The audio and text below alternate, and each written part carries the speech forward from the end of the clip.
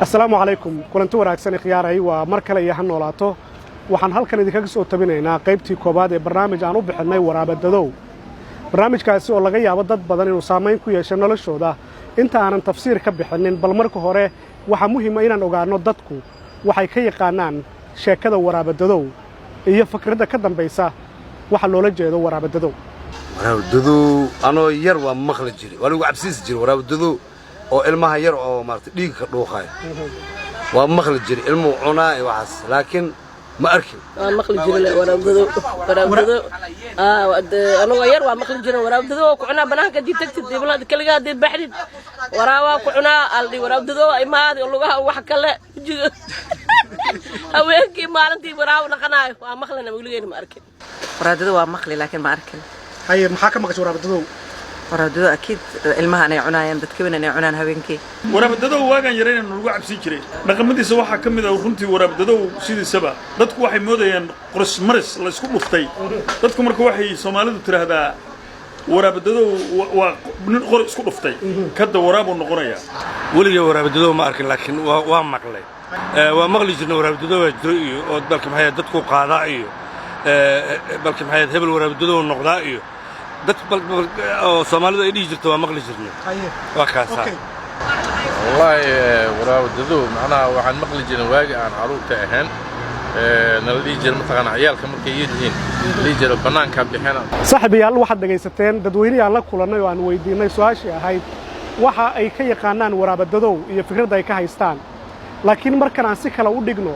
oo aan weydiino su'aal ka duwan taas oo ah bal inay yaqaanaan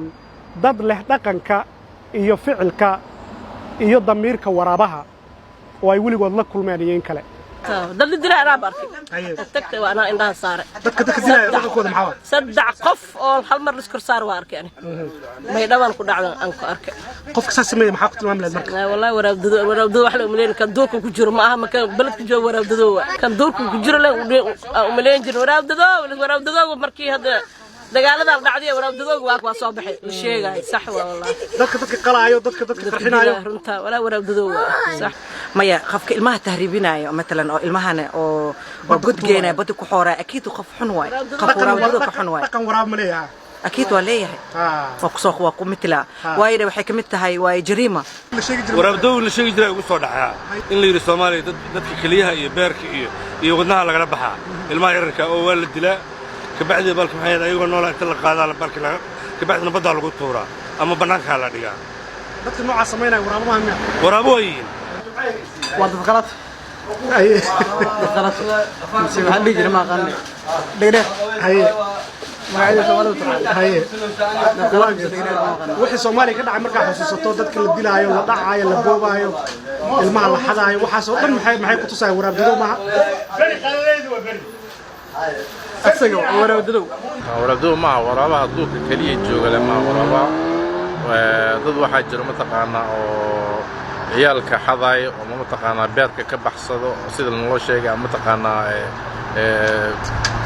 waxyaabo dhibaato badan u geysta ciyaalka kale isagoo qof ayuu waraabadadow oo sida libaaxa ama ruwaaga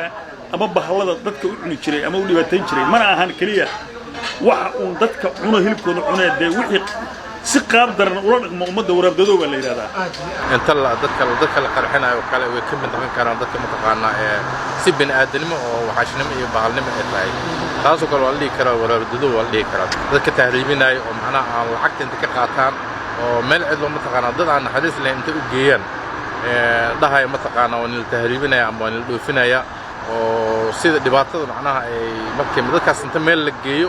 oo dadaan dadkooda inta loo geeyo oo garaacay oo mataqaana si marka qaarkood marka fiilsid waxyaabaha media marka ku aragto waxyaabaha aad ku keenno waxa jiro mataqaana oo naxariis daro ah wixii xuma ayaa dadka caadi la noqday wixii fiicnaana dhibaato laga dhigay marka layskuma laga maxaad u malaynaysaa laysma oran karo nin dawo dhacday ama dawo intii bilashiliin bahalkeed intii bolbiro lagu shubay dad qof lagu duray de waraabadadow aad sheegaysaa kaas hadda eragaad sheegaysay baba kaas wax ka xun adduunka ma jiraan waa baqtiyo cuno way aakhirana wax u yaal ma leh adduunkana waxaan umaleeyahay inuusan qurux ku noolaan doonin runtii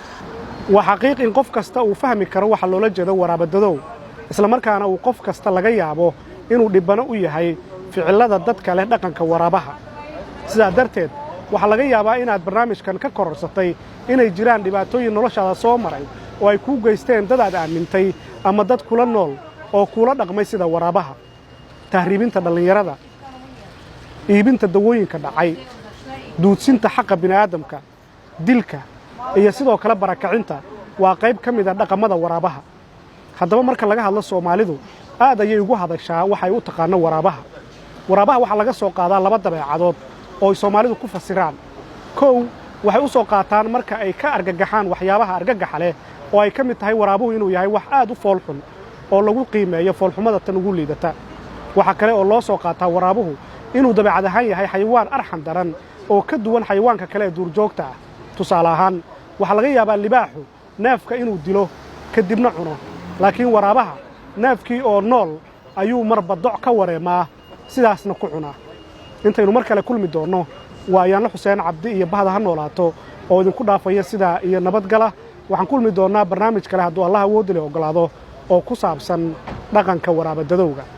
Ha Noolaato waxaan ugu talagalnay wacyigelinta iyo wargelinta bulshada Soomaaliyeed. waxaadna maalin walba hadduu Alle idma ka daalan kartaa barta internetka aan ku leenahay ee hanolaato.com ama YouTube-ka oo aad subscriber ka noqon karto si aad u rukumato muuqaalada cusub ee soo tabino maalin walba hadduu Alle idmo.